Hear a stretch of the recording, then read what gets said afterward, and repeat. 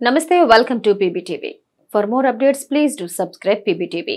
ఆంధ్రప్రదేశ్లో ఎన్నికల వాతావరణం నెలకొంది. ఇంకా నోటిఫికేషన్ విడుదల కాకపోయినప్పటికీ రాజకీయ పార్టీలు వాతావరణాన్ని వేడెక్కిస్తున్నాయి. అభ్యర్థుల్ని దశల వారీగా ప్రకటించి పోటీకి సై అంటే సై అంటున్నాయి.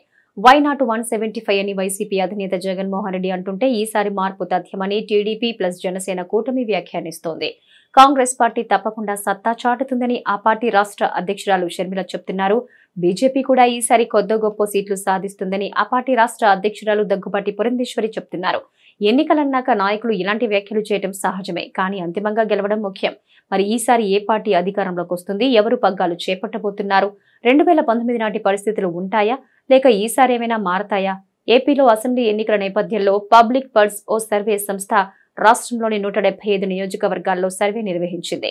ఈ సందర్భంగా పలు ఆశ్చర్యకరమైన వాస్తవాలు వెల్లడించింది. సంస్థ తీసుకున్న శాంపిల్స్ కూడా ఒకంత బెటర్ గానే ఉన్నాయి. దాదాపు ఈ సంస్థ 175 నియోజకవర్గాల్లో అన్ని గ్రామాలను కవర్ చేసినట్టు చెప్తోంది. వారు చెప్పిన అంశాల ఆధారంగా పలు వివరాలను ఈ సంస్థ క్రోడీకరించింది. అందులో ప్రధానమైంది ఎవరు గెలుస్తారు, ఎవరికి ఎన్ని సీట్లు వస్తాయి. ఈ ప్రశ్నలకు పబ్లిక్ పల్స్ అనే సంస్థ రెండవ మాటకు తావు లేకుండా వైసీపీ అధికారంలోకి వస్తుందని ప్రకటించింది. అంతేకాదు ఏకంగా 122 సీట్లు, వీటికి 10 పెరగొచ్చు లేదా 10 తగ్గొచ్చు. అయినప్పటికీ సింగిల్ లార్జెస్ట్ పార్టీగా వైసీపీ అవతరిస్తుందని చెప్పింది. అంతేకాదు 49.14% ఓటు బ్యాంకు సొంతం చేసుకుంటుందని ప్రకటించింది. గత ఎన్నికల్లో ఇదే వైసీపీ ఎటువంటి పొత్తు లేకుండా 151 సీట్లు సాధించింది.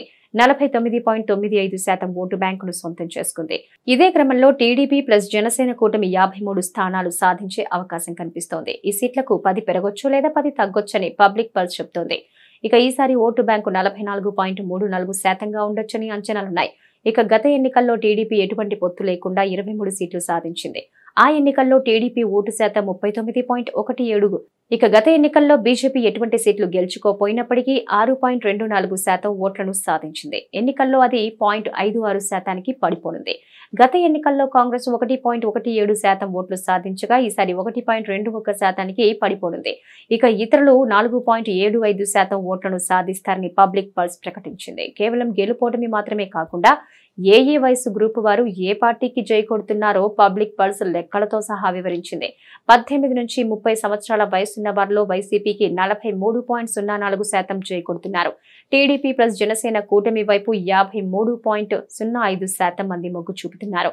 బీజేపీ వైపు 0.38% మంది, కాంగ్రెస్ వైపు 0.38% మంది ఓకే అంటున్నారు.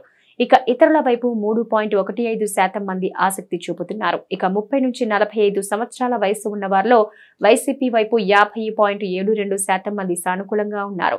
టీడీపీ ప్లస్ జనసేన కూటమి వైపు 45.56% మంది మొగ్గు చూపుతున్నారు. బీజేపీ వైపు 0.36% మంది, కాంగ్రెస్ వైపు 0.57% మంది ఆసక్తిగా ఉన్నారు. ఇతరుల వైపు 2.79% మంది మొగ్గు చూపుతున్నారు. 45 నుంచి 60 మధ్య వయసు గ్రూపులో 55% మంది వైసీపీ వైపు అడుగులు వేస్తున్నారు. టీడీపీ ప్లస్ జనసేన కూటమి వైపు 41.95% మంది మొగ్గు చూపుతున్నారు. బీజేపీ వైపు 0.29% మంది, కాంగ్రెస్ వైపు 0.48% మంది ఆసక్తి చూపిస్తున్నారు. ఇక ఇతరుల వైపు 2.28% మంది మొగ్గు చూపిస్తున్నారు. 60 సంవత్సరాల వయసున్న వారిలో 57.07% వైసీపీ వైపు, 40.51% Janasena plus TDP, 0.27% BJP, 0.31% Congress వైపు మొగ్గు చూపుతున్నారు. ఎన్నికలప్పుడు ఇలాంటి సర్వేలు చాలానే వస్తాయి. ఇక్కడ సర్వే సంస్థలను పట్టలేము, కానీ అంతిమంగా జనం మూడు పసిగడితేనే సర్వే సంస్థలు చేసిన సర్వేకు సార్థకత ఉంటుంది.